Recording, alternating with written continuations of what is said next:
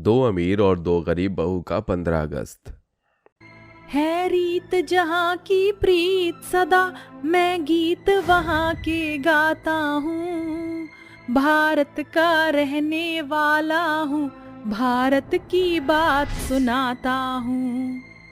रेखा देशभक्ति गीत गुनगुनाते हुए झाड़ू लगा रही होती है। तभी पल्लवी वहां आकर कहती है, अरे ओ मैडम जी, ये सुबह सुबह झांसी की रानी बनने का भूत सवार हो गया है क्या? और अभी तक तुमसे घर की सफाई भी नहीं की गई। ब्रेकफास्ट क्या दोपहर के 12 बजे बनाओगी? वो क्या है ना पल्लवी, 15 अगस्त आने वाला है ना, इसलिए टीवी पर बहुत ही सुंदर देशभक्ति गीत चल रहा था, तो मैं बस गुनगुनाने लगी। ये सुनकर पल्लवी टीवी बंद कर देती है, और इसलिए कि पल्लवी अमीर पैसे वाले घर की बेटी थी, पैसे का घमंड दिखाती हुई कहती है, देखो जेठानी जी, ये टीवी मेरे डैडी ने मुझे दहेज में दिया है, वो भी मेरे लिए, आपकी तरह नहीं जो शादी के एक जोड़े में खाली हाथ आ गई थी। और मुझे ये देशभक्ति सॉन्ग सुनना और ये श्रद्धांजलि देना एंड ऑल दैट बोरिंग लगते हैं, दोबारा मेरे टीवी को मत छूना। इतने में सुमित्रा मंदिर से वहां आ जाती है। अरे क्या बात है छोटी बहू, तो इस तरह से रेखा बहू पर क्यों चिल्ला रही है? ऐसा कुछ भी नहीं है माँ जी, मैं और पल्लवी तो बस आने वाली 15 अगस्त के लिए बातें कर रही थी। ऐसा कहकर रेखा बात को टाल देती है। सुमित्रा ने कुछ महीने पहले ही अपने चारों बेटों की शादी दो गरीब, रेखा गौरी और दो अमीर बहू पल्लवी और काव्या से की थी। अमीर गरीब होने के बाद भी सुमित्रा अपनी बहुओं के बीच में कोई फर्क नहीं करती थी। ऐसे ही समय बीतता है। फिर एक दिन, मम्मी जी 2 दिनों बाद 15 अगस्त है और शादी के बाद ससुराल में मेरा और पल्लवी का ये पहला 15 अगस्त है। हम इसे बहुत अच्छे से सेलिब्रेट करना चाहते हैं, जिसके लिए हमें पैसे चाहिए। हाँ हाँ क्यों नहीं मेरी प्यारी बहुओं, ये लो पैसे। ये क्या मम्मी जी, सिर्फ 1000 रुपए?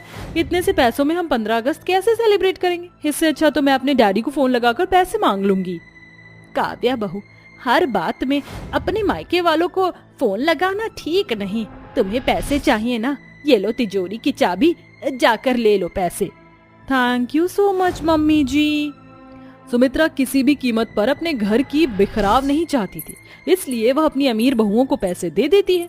अब 15 अगस्त का दिन आ जाता है, जहां एक तरफ दोनों गरीब बहुएं देशभक्त शहीदों की याद में मौन व्रत रखती हैं, वहीं दोनों अमीर बहुएं 15 अगस्त पर महंगी सी तिरंगे रंग की साड़ी पहनकर शो ऑफ करती हैं।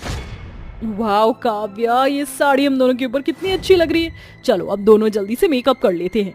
फिर दोनों अमीर बहुएं मेकअप करके अपने चेहरे पर झंडा बना लेती हैं, और जैसे ही वो अपने कमरे से बाहर आती हैं तो दोनों गरीब बहुओं को सफेद साड़ी पहनकर शहीद देशभक्त की तस्वीर के आगे फूल चढ़ाते देखकर चिढ़ते हुए कहती है, ओह गॉड जेठानी जी, ये आप दोनों ने घर को शोक का मैदान क्यों बनाया हुआ है?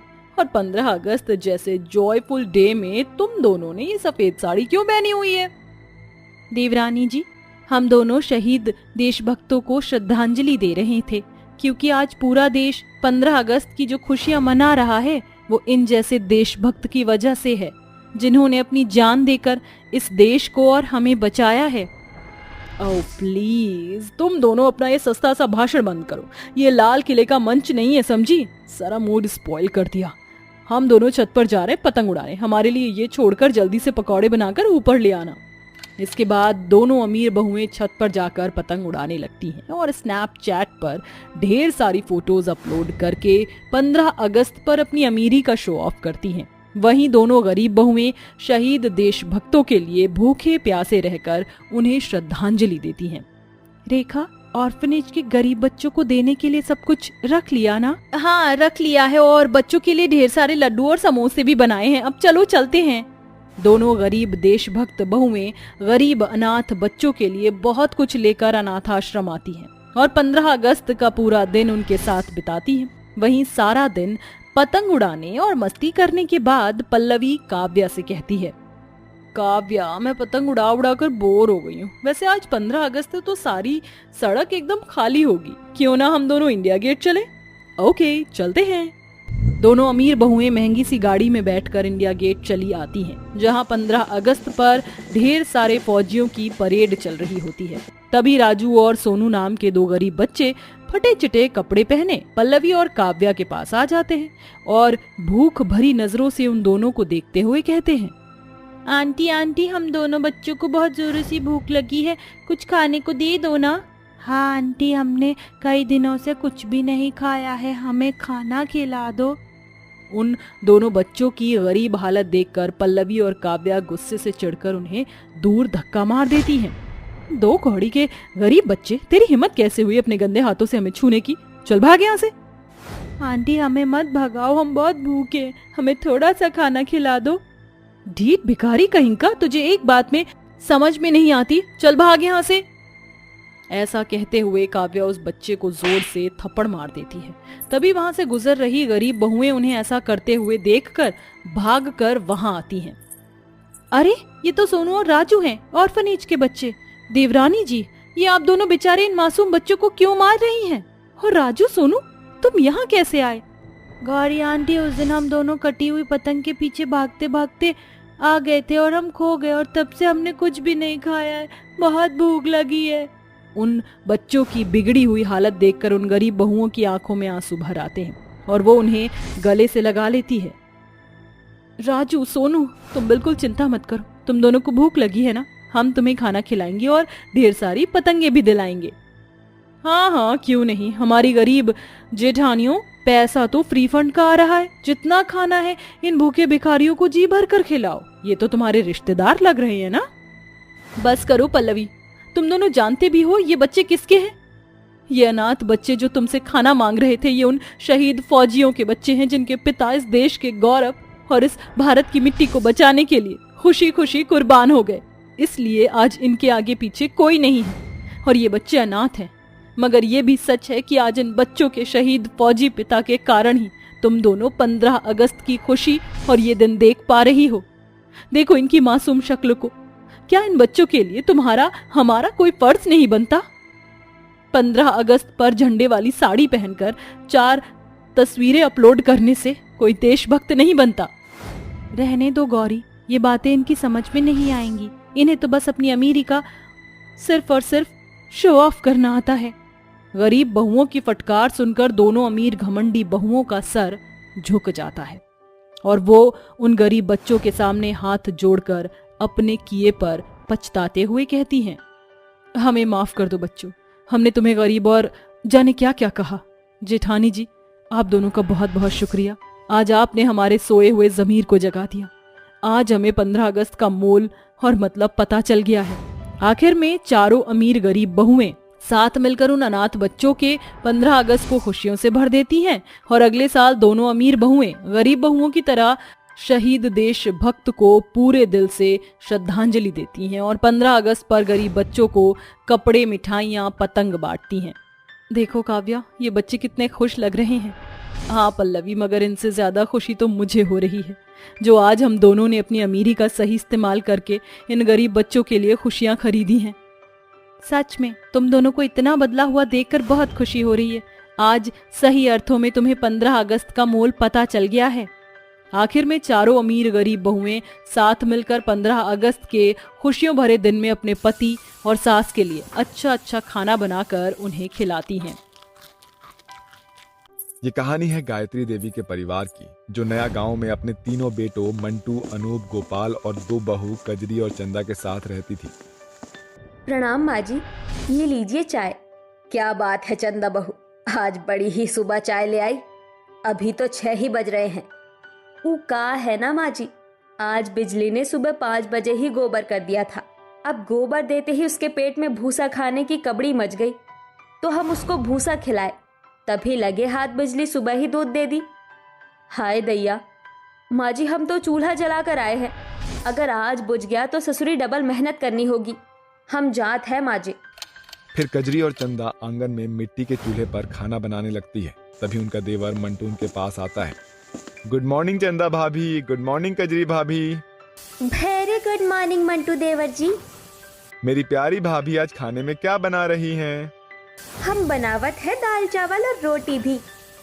भाभी, आप दोनों जब से इस घर में शादी करके आई हो, या तो आप दोनों के हाथों में झाड़ू होता है या बेलन। वैसे भाभी, आप दोनों को ऐसा नहीं लगता कि आपकी मदद करने के लिए कोई यहाँ पर होना चाहिए? देवर जी, लट्टू की तरह गोल गोल बात का है घुमावत है। साफ साफ कहिए, आपको भी शादी का लड्डू चखना है? फिलहाल में तो मेरा शादी का कोई इरादा नहीं है। मैं तो बस आप दोनों के भले के बारे में सोच रहा था कि देवरानी ले ही आऊं। ठीक बा देवर जी, आज ही हम माँ जी से आपके ब्याह की बात कर लेंगे। भाभी, वो एक्चुअली मैंने आपकी देवरानी ढूंढ ली है। वो शहर में मेरे कॉलेज में पढ़ती है। ऐसा कहकर मंटू अपनी गंवार भाभियों को अपनी मॉडल गर्लफ्रेंड पल्लवी की फोटो दिखाता है। वैसे देवर जी, देवरानी जी तो एकदम पटाखा पीस पटाए हैं। आज ही हम दोनों माँ जी से बात कर लेते हैं। कुछ देर बाद चंदा और कजरी अपने सास ससुर से बात करती हैं। चंदा बहू, ये तो क्या कह रही है? आज तक इस खानदान में लव मैरिज नहीं हुआ है। और तू रे मंटुआ, हम तुमको शहर पढ़ने को ना भेजे रहे। जी पढ़ाई किए हो तुम वहां जाके, शहरी मॉडल मैम के चक्कर में पड़ गए। माँ जी, अब बात को गतान के जैसन खींचातानी करके कछु नहीं मिलना। जरा सोचिए, अगर देवर जी और वो मॉडल देवरानी के साथ कहीं भाग के शादी कर ले तो कितना बेइज्जती होगा। इससे अच्छा तो ये दोनों रोमियो जूलियट का लव मैरिज कर दीजिए। गायत्री जी, चंदा बहू बिल्कुल ठीक कह रही हैं। इस शादी के हो जाने में सभी की भलाई है। कुछ दिनों में शादी की तैयारियां शुरू हो जाती है और शहर की मॉडल पल्लवी दिल्ली शहर छोड़कर अपने ससुराल नया गांव आ जाती है। अब देखना ये है कि क्या ये शहरी मॉडल देवरानी अपनी गंवार जेठानियों के साथ घुल मिल पाएगी। देवरानी जी, जल्दी से अपना दाहिना गोरवा बढ़ाकर गृह प्रवेश करो। ओह गॉड, पता नहीं ये गवार अपने लैंग्वेज में मुझे क्या करने को कह रही है। Monty, can you explain? तुम्हारी ये गवार भाभियां मुझे क्या करने को कह रही है? पल्लवी, भाभी तुम्हें गृह प्रवेश करने को कह रही है। पल्लवी जल्दी से गृह प्रवेश करके अंदर आ जाती है। तभी उसका बैकलेस ब्लाउज देखकर कजरी सर पकड़कर कहती है, अरे मोरी मैया, अरे देवरानी जी, तुम्हारे दिल्ली शहर का दर्जी बौराव है काजी। ये कैसन ब्लाउज सिला है? पीछे का कपड़ा ही गायब है। रुको, हम अभी ही ढक देते हैं। Don't touch me. हद होती है गवार पने की। मेरे ब्लाउज में कोई कमी नहीं है। It's backless blouse. मैं शहर की मॉडल लड़की हूँ, इसलिए मैं आप दोनों की तरह ये ओल्ड फैशन वाले बड़े बाजू के ब्लाउज नहीं पहनती। अब आप दोनों मुझे बताओगी बौरा का मतलब क्या है? अपनी मॉडल देवरानी पल्लवी के पूछने पर दोनों गंवार भाभियां सर खुजाते हुए कहती है, अरे ओ चंदा, तुमको कछु समझ में आवत है का? हमरी मॉडल देवरानी अंग्रेजी में का खिटपिट करत है? अरे बौरा का मतलब पूछत है।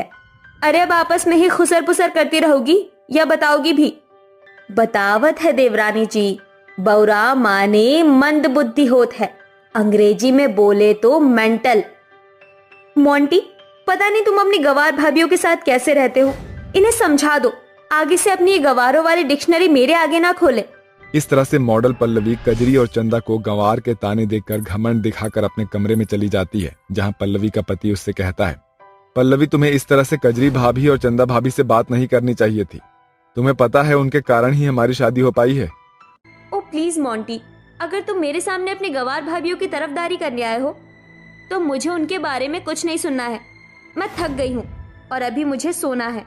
पल्लवी मोंटू की बात काट कर सो जाती है। अगले दिन रोज की तरह सुबह सुबह कजरी और चंदा घर की सफाई करने लगती है। चंदा मिट्टी और गोबर से घर का आंगन लीप रही होती है। तभी पल्लवी मेकअप किए हुए हाई हील्स और शॉर्ट मिनी ड्रेस पहनकर जैसे ही बाहर आती है उसका पैर फिसल जाता है और वो आंगन में जोर से गिर जाती है। आउच! हे राम जी, देवरानी जी, तुम ठीक तो हो? छी, ये इतनी गंदी बदबू किस चीज की है? अरे देवरानी जी, ई तो हमारी गाय बिजली के गोबर का खुशबू है। हम रोज सवेरे सवेरे गाय के गोबर से घर का आंगन लीपत है। इसे लक्ष्मी मैया खुश होती है। यू ब्लडी जाहिल गवार कहीं की, तुझे क्या लगता है इस गोबर से घर में गंद मचाने से लक्ष्मी मैया आएंगी? नो, कोई माता नहीं बल्कि बीमारियां आएंगी, समझी? मेरा सारा मेकअप और इतनी महंगी ड्रेस खराब कर दी। पूरे 50,000 की थी ये ड्रेस। अरे मोरी मैया, ये आधा मीटर कपड़ा का 50,000। इससे अच्छी तो हमारी 200 वाली साड़ी है, वो भी पूरे 6 मीटर की है। इस गवार के मुंह लगना दीवार में सर मारने जैसा है। इसी तरह से वक्त बीतता है। मगर मॉडल होने के चलते पल्लवी छोटे छोटे कपड़े पहनती है और कोई काम नहीं करती। साथ ही हर छोटी बड़ी गलती पर कजरी और चंदा को गंवार कहकर उनकी बेइज्जती करती रहती है। अरे ओ मेरी जाहिल गंवार जेठानियों, तुम दोनों को कहा था ना मैंने मेरे कपड़े धोने को। देवरानी जी देख नहीं रही, हम दोनों के हाथ गोबर में सने हैं, उपले बना रहे हैं हम। झूठ मूठ के बहाने बनाना तो खूब आता है तुम्हें। तुम 4 उपले बनाने में सारा दिन निकाल देती हो। शाम तक मुझे मेरे ये सारे गंदे कपड़े धुले हुए चाहिए। बस पल्लवी बहू, कजरी और चंदा बहू अब से तुम्हारा कोई काम नहीं करेंगी, बल्कि अब से लेकर अगले हफ्ते तक तुम्हें वो सारे काम करने होंगे जो दोनों बहुएं करती थी। तुम्हें मिट्टी के चूल्हे पर खाना बनाना होगा, बिजली का गोबर साफ करना होगा, उसका दूध निकालना होगा, और अगर अब तुम ये सब नहीं कर सकती हो तो तुम्हें मेरे बेटे को छोड़कर जाना होगा। इसलिए कि पल्लवी मोंटू से बहुत प्यार करती थी, वो अपनी सास की शर्त मान जाती है। अगली सुबह होते ही गायत्री पल्लवी को जगाती है। उठो पल्लवी बहू, सुबह हो गई है। मगर मम्मी जी, अभी तो सिर्फ 5 ही बजे हैं, क्या मुसीबत है? पल्लवी मुंह बनाकर गौशाला में आती है, जहाँ चारों तरफ गोबर होता है। याक, यहाँ तो चारों तरफ गोबर ही गोबर है, कहीं मैं बेहोश ना हो जाऊं।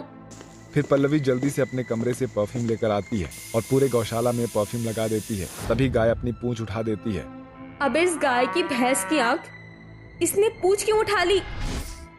देवरानी जी, हमारी बिजली को आपका सेंट बहुत पसंद आया है।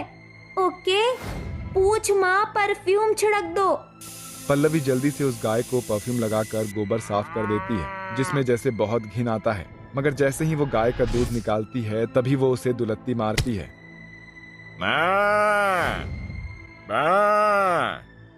आउच, मेरी कमर।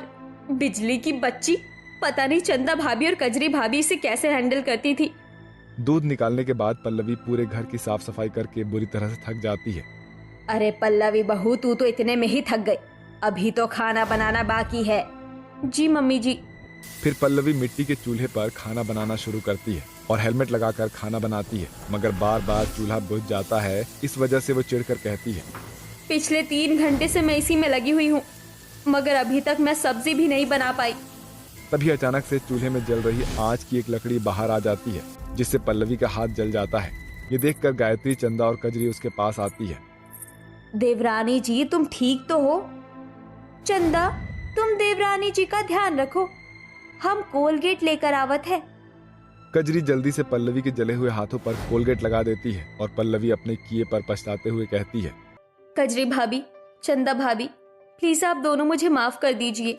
मैं हमेशा आपको गंवार कहती थी और समझती थी कि आपको कुछ भी नहीं आता, मगर आप दोनों जितना काम करती है, मुझसे वो नहीं हो सका। मुझे एहसास हो गया है कि हर इंसान एक जैसा नहीं होता, सभी में कमी के साथ साथ खूबियां भी होती है। उस दिन के बाद से मॉडल पल्लवी अपने जेठानियों की तरह गाँव के देसी माहौल में ढल जाती है और सभी के साथ खुशी खुशी रहने लगती है।